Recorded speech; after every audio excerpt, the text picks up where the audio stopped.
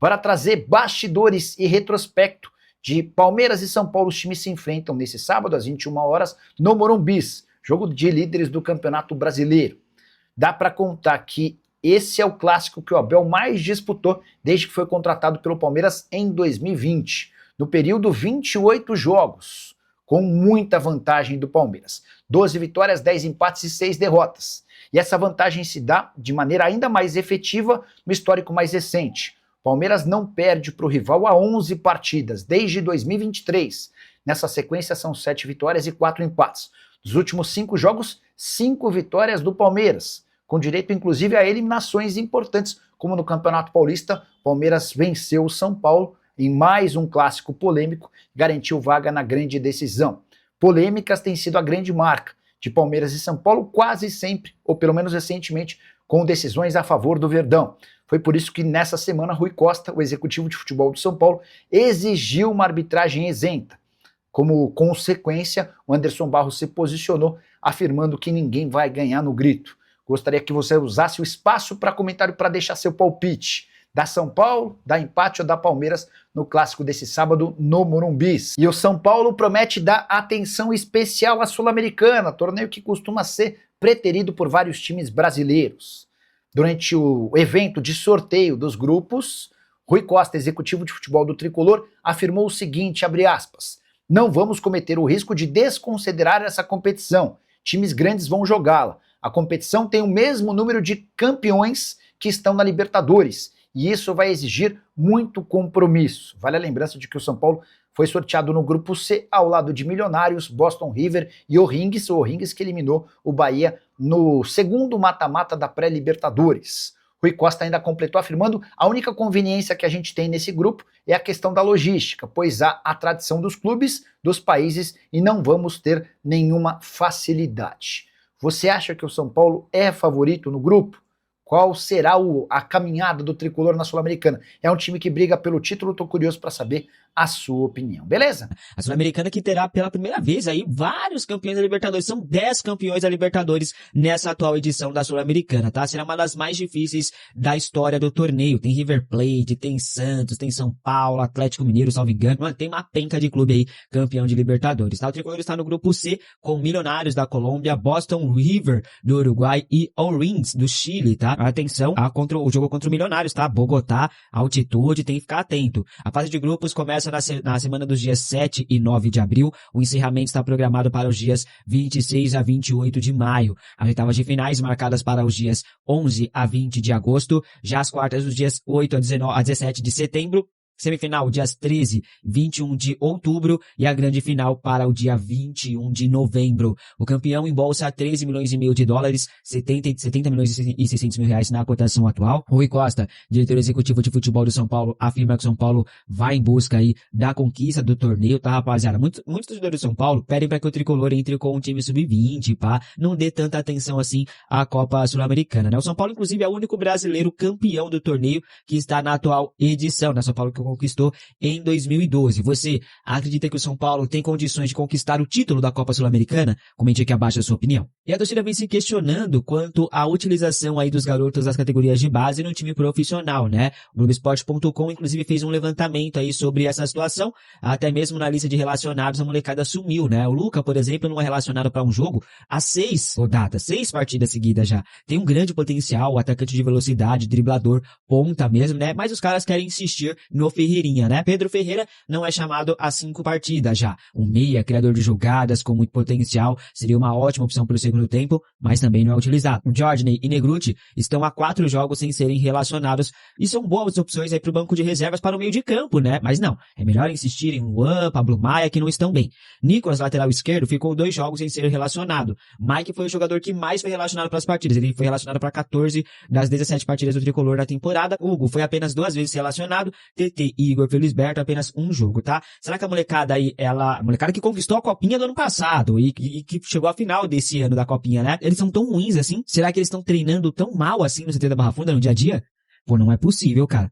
Roger, acorda. Dê oportunidade pra molecada, cara. Reforço não vai ter. Então dê oportunidade pros moleques. Na mesma matéria, é revelado que Luan e Rafael Tolói estão fora dos planos da diretoria do São Paulo, tá? O motivo seria justamente para não renovar o contrato deles, para a dupla aí dar espaço, né, para a molecada da base de Cotia. Luan e Tolói têm contrato com o clube do Morumbi até dezembro deste ano apenas, tá? A partir de julho, eles já poderão assinar um pré-contrato de graça com qualquer clube. A diretoria do São Paulo não procurou o staff de nenhum desses dois atletas, tá? Neste momento, não planeja a renovação contratual deles. O Tolói saindo abrirá espaço para o Isaac, destaque do Sub-20. Domingo, né, rapaziada, eu vou falar mais sobre essa situação do Isaac, porque tem uma questão ainda a ser resolvida para que ele possa ser relacionado para os jogos do time profissional. Já o Luan, sua saída abrirá espaço para Matheus Ferreira, outro destaque do Sub-20 também de Alan Barcelos. Inclusive, a torcida já queria o Matheus Ferreira já faz tempo, né, rapaz? Ele esperava-se, inclusive, que quando acabasse a copinha, o Matheus Ferreira já fosse integrado ao elenco profissional, que não aconteceu, mas nos últimos dias ele foi visto treinando com o profissional no CT da Barra Funda, tá? O Luan chegou a ter uma sobrevida com o Hernan Crespo, né? Mas acabou aí que perdeu espaço, não rendeu aquilo que a gente esperava dele.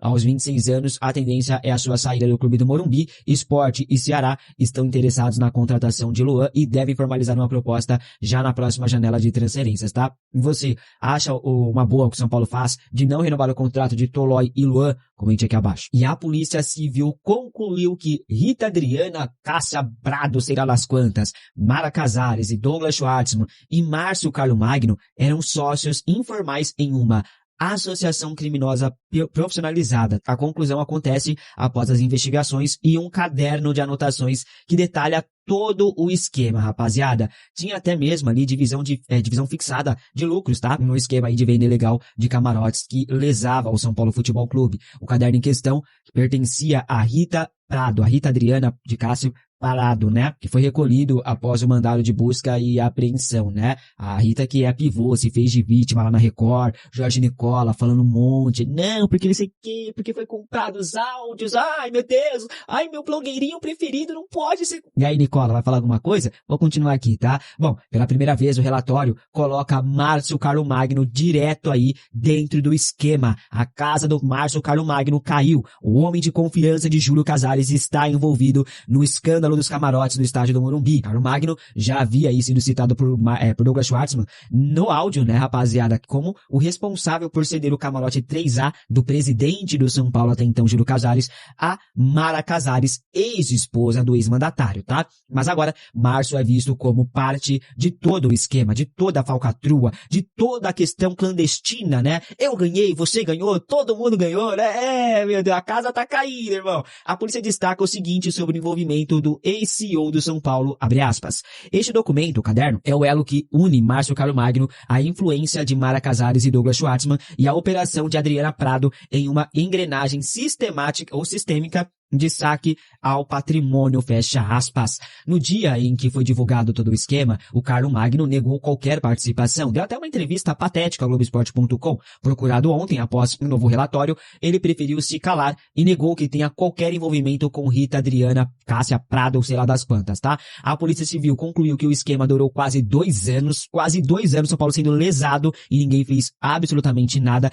Tudo debaixo do nariz do Júlio Casares, tá? Desde o show do Coldplay em março de 2023 até fevereiro do ano passado, no show da Shakira, acontecia essa falcatrua, tá? Como diz uma das anotações da própria Adriana, abre aspas, todos sem problema até fevereiro de 2025, fecha aspas, se referindo ao esquema ilegal da venda de camarote no estádio do Morumbi. A Adriana é colocada ali como, por ela mesma, né, como a operadora logística e financeira, como está escrito nas anotações dela mesma. Os dirigentes são chamados aí, ou na verdade, os ex-dirigentes são chamados por ela, Adriana, como sócios. Até o momento, o nome de Júlio Casares não está envolvido, não foi citado ali, tá? Márcio Carlo Magno era o seu principal candidato à sucessão à presidência do São Paulo. Olha onde o Júlio Casares ia colocar o São Paulo, hein, gente? Nas mãos de quem, né? Bom, a Adriana, ela bolou uma estratégia para sair do esquema e voltar ao São Paulo de uma outra maneira. A ideia dela era vender as informações e depois retornar.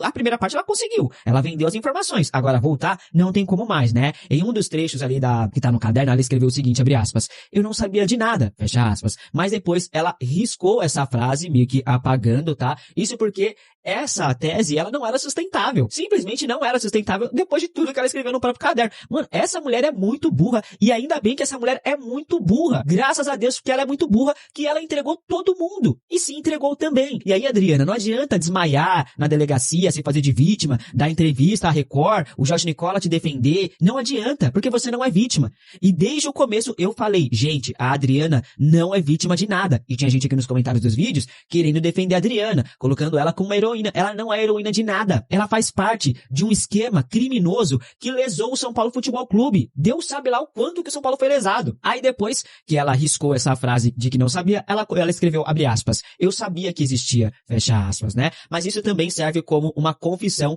de todo o esquema. As investigações elas seguem, mais pessoas devem cair. Não chegou no blogueirinho ainda, tá? Mas, eu não vou me surpreender se chegar, viu? Cabe ao São Paulo agora um pingo e aos conselheiros, presidente Maciz ou Tenhares, canalha, cabe a esses caras um pingo de vergonha na cara e expulsar imediatamente Mara Casares, Douglas Schwartzman e Márcio Caio Magno para sempre do clube. Esses três não podem nunca mais pisar no clube, no São Paulo Futebol Clube, seja no Morumbi, seja no Clube Social, eles não podem mais fazer parte de nada do São Paulo Futebol Clube. Cabe ao São Paulo um pingo de hombridade e fazer acontecer. Mas caso não façam acontecer, que a justiça seja feita. E que eles paguem pelos crimes que eles cometeram, por lesar o São Paulo Futebol Clube. E puna esses vagabundos que lesaram o São Paulo. Vagabundos. O São Paulo tá cheio de vagabundos, de mafiosos lá dentro. Enfim, continuamos aqui, rapaziada. O São Paulo tá no mercado da bola em busca de mais reforços para este ano. Mas dificilmente vai contratar alguém nos próximos dias, na janela que fecha no dia 24, né? Roger Machado tende a trabalhar com o que tem em suas mãos, né? O treinador nunca foi ali de chegar no seu clube novo e pedir reforços, tá? Isso não é do perfil do Roger Machado. A solução será caseira e o Roger já está se planejando para isso, tá? Após a vitória contra a Chapecoense, o Roger deu o recado. O treinador falou sobre utilizar o Nicolas, lateral esquerdo, no meio de campo, tá? A ideia surgiu de forma inesperada, já no vestiário após a partida contra a Chape. Roger foi informado que Nicolas já fez a função de meio campo em outras oportunidades na carreira. E o treinador disse o seguinte, abre aspas, ainda agora no vestiário me disseram que o Nicolas também já jogou por dentro. Então eu perguntei para ele se está disposto nos treinamentos para eu começar a dar uma olhadinha, fecha aspas. A tendência é sim que o Nicolas seja testado como meio campista aí no time profissional. O modelo de jogo que o Roger gosta exige muita presença do meio campo, tá? Os jogadores precisam ter intensidade e a capacidade de adaptação durante as partidas. A versatilidade do Nicolas pode ser um grande trunfo para ele começar a ganhar oportunidades no time de cima. Outro que já jogou como volante, mas é lateral, é o Moreira. Também pode ser uma opção aí para o Roger Machado, tá, rapaziada? Aos poucos o Roger vai conhecendo o elenco e descobrindo aí novos talentos e novas funções, vai adaptando e tal. Vamos dar tempo pro homem trabalhar aí, né? Bom, rapaziada, como sempre ali, as mídias são cheias de especulações, ou melhor, boatos neste caso que eu vou contar aqui. O mais recente foi o de Claudinho, hoje no Al Saad do Catar. Segundo informações, o Claudinho quer voltar ao Brasil. Isso acontece em meio ali a alta tensão no Oriente Médio com a guerra do Irã, Estados Unidos e Israel, né? Os empresários de Claudinho preferem ele não comentar nada em relação a esse boato no momento, mas o Al Saad já tinha falado que o Claudinho ali sairia para resolver questões pessoais, tá? Bom, teve um portal da mídia alternativa do São Paulo que especulou o Claudinho no tricolor, tá? Consultando por aqui, não há nada em relação ao São Paulo aqui, pelo menos não por enquanto. Pelo que pude apurar, Flamengo, Corinthians e Santos têm interesse no jogador. O Palmeiras, que outrora quase fechou a contratação do Claudinho, está magoado e não quer o jogador neste momento. Agora, só de ter Santos e Corinthians cogitando a possibilidade de contratar o Claudinho, rapaziada, mostra que o São Paulo poderia ao menos consultar a possibilidade, tá? Os outros dois rivais vivem situações financeiras, inclusive, parecidas com a do tricolor, tá? O problema é que a janela de transferências aqui no Brasil fechou no último dia 3. A que tá aberta é a que é exclusivamente para jogadores que atuaram os estaduais. Para voltar ao Brasil, o Claudinho teria aí, por exemplo, duas opções. Rescindir o contrato com o clube Qatari, tá? Ou esperar o meio do ano para que a janela de transferências abra e ele possa voltar ao futebol brasileiro. A questão salarial também pode ser um empecilho, além também de o valor para tirá-lo de lá, que os caras vão querer pelo menos 20 milhões de euros. Sinceramente, eu preferiria investir no Claudinho por empréstimo, pagando pelo empréstimo, ao invés de renovar o contrato do Lucas Moura. Pronto, falei. Acho que, principalmente agora, com a lesão do Lucas Moura, cara, tenta convencer o Claudinho de rescindir aí, traz o cara, mano. Bom de bola pra caramba. Dito isso, não tem nada em relação a Claudinho no São Paulo, a não ser boatos de especulações ali de mídia alternativa de Instagram e tal, que fica viralizando essas informações e muita gente acredita nisso. Eu tô trazendo isso porque eu tô vendo muita gente acreditando. E não tem absolutamente nada